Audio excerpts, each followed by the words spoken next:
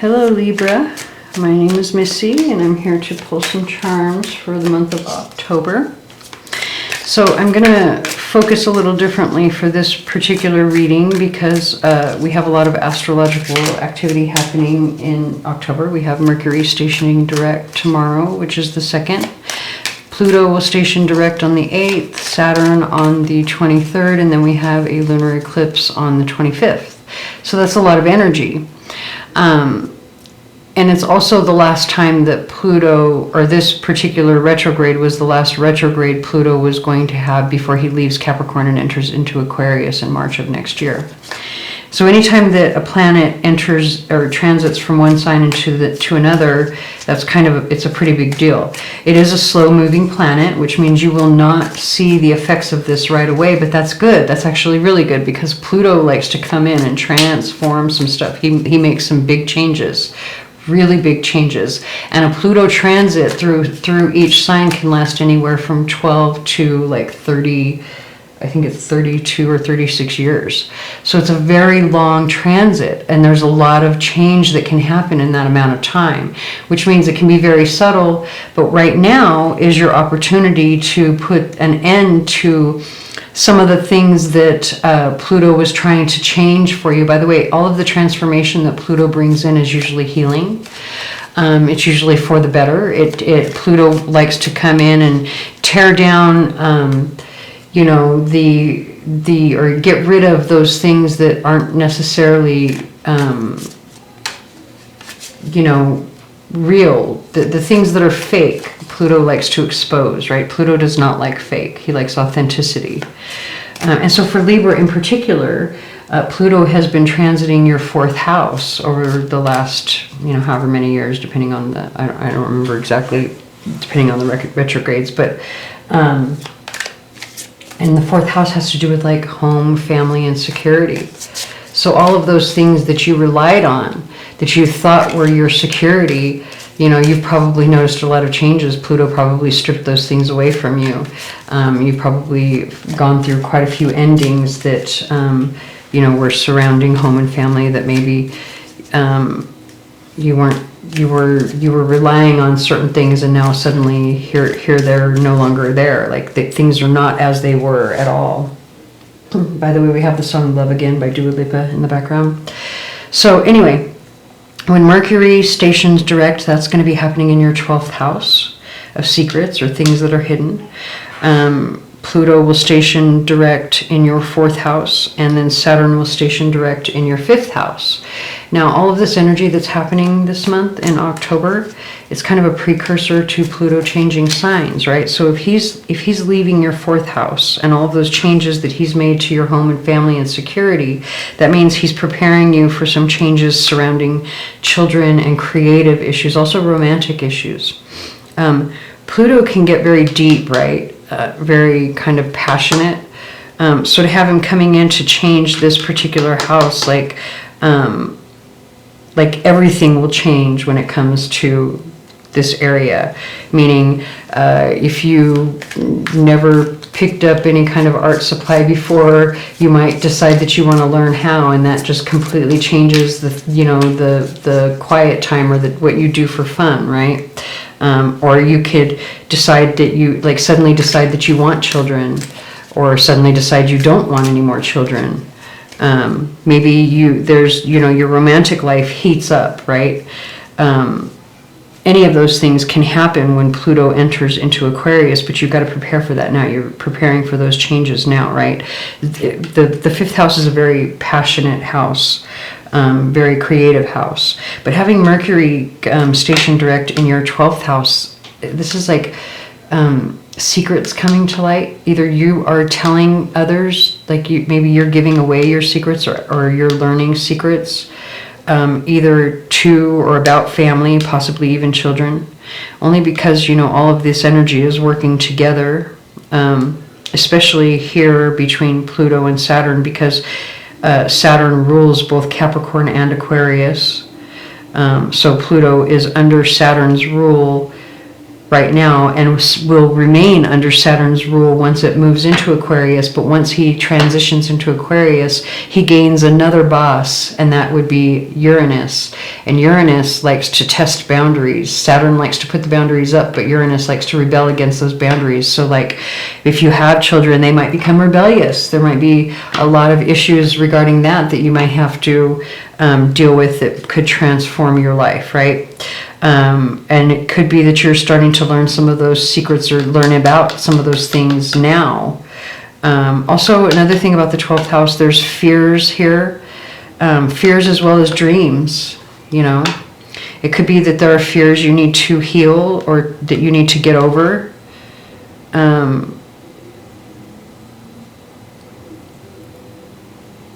Especially if you have children and they're starting to become rebellious, right?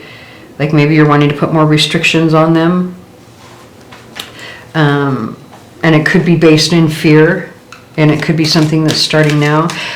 What I want to do is I'm going to pull a card, this particular deck, when I got it. Yeah, I knew it was going to have mediumship messages, even though I don't consider myself a medium per se. I have had mediumship experiences, but it's just not something that I practice on a daily basis. You know, I practice other areas on a daily basis. I don't actively try to connect through mediumship. However, these cards have been, and it's doing it for you again as well. So now we've got the energy of a deceased male coming through. So this is what I was trying to explain about this particular deck. When I bought this deck, it was kind of nondescript. When I opened it, I just knew, looking at the cards, especially these, because it was meant to be an animal, you know, the animal spirit or the animal bones, reading the bones. It's a deck for reading bones specifically. Reading the bones in the energy of the animal that has passed on, that has graciously granted its energy to you in some way, right? And so when I saw the people, I realized, oh, I need to use the cards that represent people in a different way. So we have animals coming through, the spirit of the animals coming through, but these are meant to be mediumship messages. So you have a person coming through, a deceased male. Someone probably had a very distinct or unique appearance to him.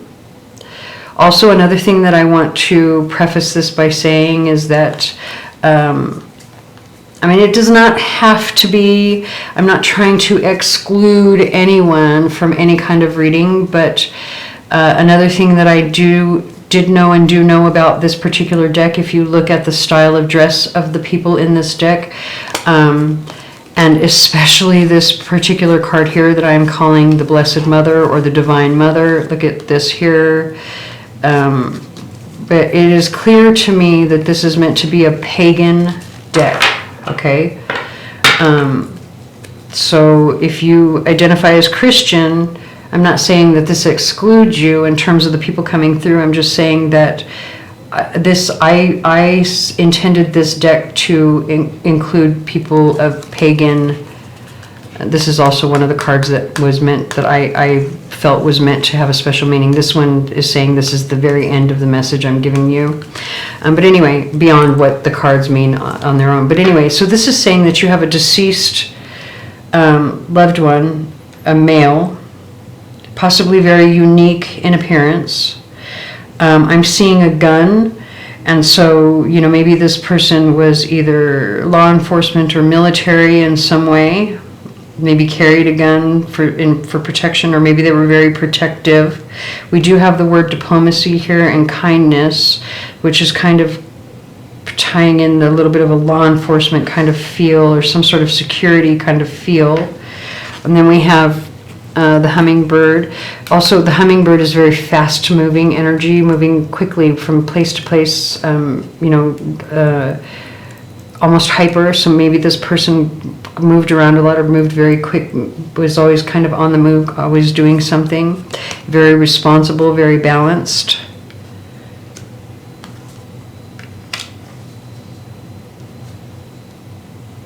So what's interesting to me, as we were speaking of Aquarius, Pluto's transit into Aquarius. This is the house of joy, right? The house of romance, passion, all of that. And so we have the dragonfly coming through, which just kind of confirms this energy.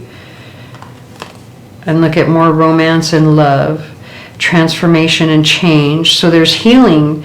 I feel like this is like very healing energy coming in through romance and love. Probably someone who's very different, very unique in some way, but feels like home because of this message that's coming through. And I feel like it's possibly an earth sign as well. Very healing. Yeah, I feel like this is a message coming from a passed on loved one who had a very distinct appearance themselves, probably in either law enforcement or some sort of security, military, something where they, or a hunter or something where they would have used a gun. It's a handgun that I'm seeing. Also, we have the song, it's saying, I will always love you. Like right as I was saying that, I will always love you was in this song. It says, it's Overpass Graffiti by Ed Sheeran.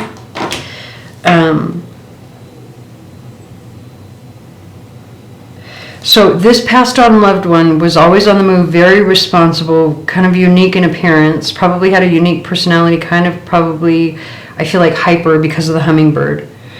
But they're saying that you have love coming in with someone who's probably very different from you, or who I think is different, or some kind of love coming in that's going to be very healing, very transformative. It'll bring you joy.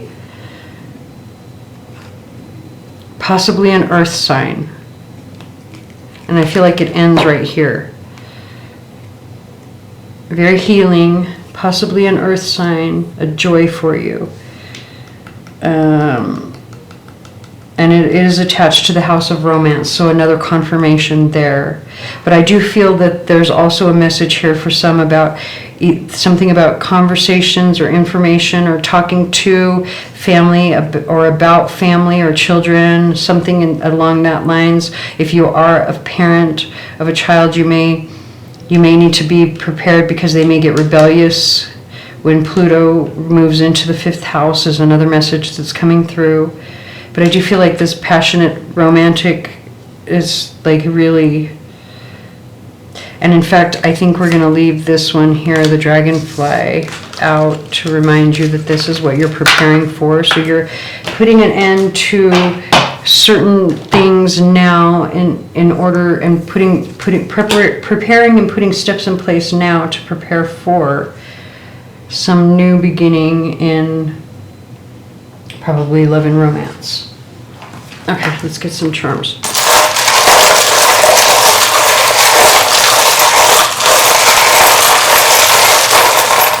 Oh, interesting. Some of them wanted to jump out of my hand, and I was able to hang on to them at the last minute, and I always kind of take that as a sign of, like, you may have to be careful, especially because look at, we've got the two $10 bills in there, or excuse me, one is a 10 and one's a 20, and they're both upside down, meaning it's like an expense or a loss or difficulty attached to that. This one is difficulty attached to a new beginning that you may not see, and this could be difficulty attached to like a partnership or support because it's a 20 or a number 2, or also like an awakening or a promotion, because 20 is like the judgment card, which is an awakening or an ascension. Okay, so the letters V and O, that could be a person, place, or thing that's attached to the situation. The O especially is attached to this new beginning, and there are problems with it, with this new beginning that will affect you specifically. The V is sitting in the center though, so there's probably a person, place, or thing that you're really focused on right now, maybe a partnership or some sort of awakening, promotion, something. You control this situation, but beware of greed. Just, that's like very clearly, take that however it resonates. It may not resonate for everybody, but just take it, it's very clearly coming through. Now, in the 2nd house, you might be dealing with a Pisces in terms of like with your money and finances, With this particular desert rose, there's like a need to be gentle with your finances. Don't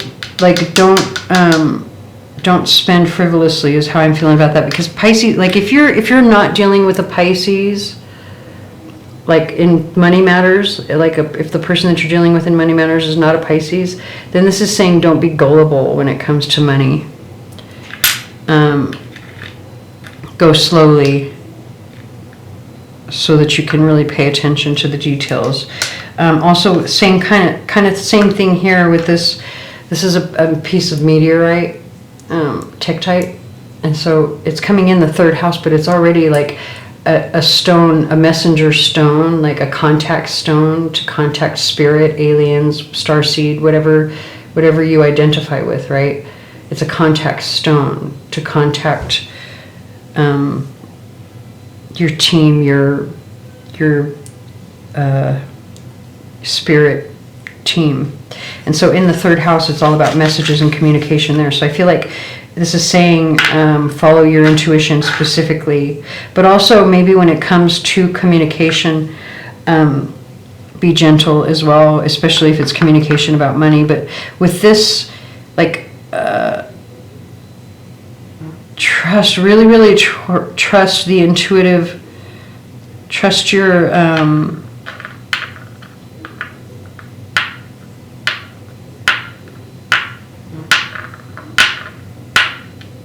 this would be a contact stone, so it would be a way for you to contact like your spirit team. So I feel like it's saying like trust your team or something. There's something about the wisdom, the communication, the something. There's some sort of wisdom here that you need to trust. It's very protective, especially with the black color.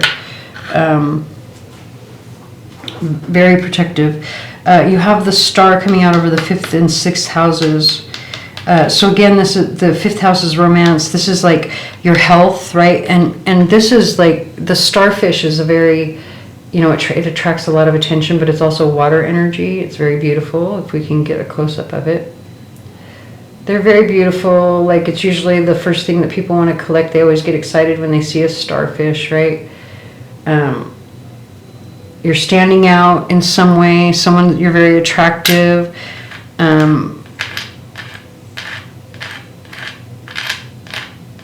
Allow yourself to shine. It's very healing. Also, I feel like it's saying allow the attraction in or something. It's like somebody finds you very attractive. Open yourself up to it. I don't know. Take that however it resonates. And then with the 7th and 8th houses, there's like some... Again, this is like relationship energy, especially because you've got this owl coming in, like the wise owl. It's like the wisdom that you've inherited from your ancestors or your team. That's twice now you've gotten that. Like, trust it. It's beneficial to you, especially in terms of relationships, partnerships, and contracts. Then we have the 9th house with need. There's like constraint. You're holding yourself back from what you know to be the true path for yourself. Like for whatever reason you're holding yourself back, or maybe you need to hold yourself back in some way. And then we have this carnelian coming out over the 10th and 11th houses. Like I feel like it's like the creative aspect of this is kind of strong for me. Like you have like your creative reputation. Let your friends help you with your creative reputation. Something about your reputation, the creativity, creative solutions. Let your friends help you with creative solutions or something. Also, let the creative fire come through. That's like especially in your career, or if you're networking or something, or online, something like that. We have the song Until I Found You, Steven Sanchez. Okay, I'm going to go ahead and leave that here. I hope that resonates. If it does not, please stick around. There may be another reading for you here on the channel that does. Please like, share, comment, subscribe, tell your friends, hit the notification bell, anything that you can to help me get my channel out there, because I'm new here. And I thank you for watching.